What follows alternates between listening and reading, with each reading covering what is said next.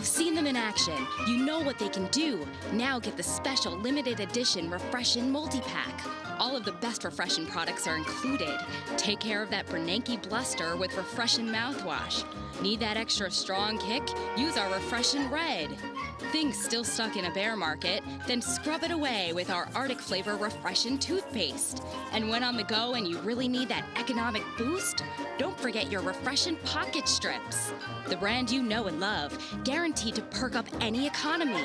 It's part of our money-back guarantee. Ah, Refreshion. In stores now. You know, guys, I'm just going to remind you, what the whole point of the Refreshion is that a recession isn't necessarily a bad thing. In the long run, recessions clean out the excesses in the economy and allow good things to grow. At any rate, guys, I'm going to hit some of your emails that we've been behind on answering. I've actually answered almost all of them on the computer already, but I'll answer some on the TV too. Cody, you often talk about investing in secular trends and avoiding cyclical stocks at this part of the cycle. You also argued against Jim Rogers about whether the current commodity cycle is secular or cyclical. What is the difference? Guys, the way to picture is secular growth means it's going to continue growing regardless of what the broader economy does. Google, for example, has had secular growth for the last 10 years. It didn't matter what happened in 2002, 2003 when we had a bad economy. Apple, on the other hand, probably a little more cyclical because they do sell wares to consumers. So that is the big difference, is that the cyclical means it's dependent upon the broader economy. Secular means it can grow regardless.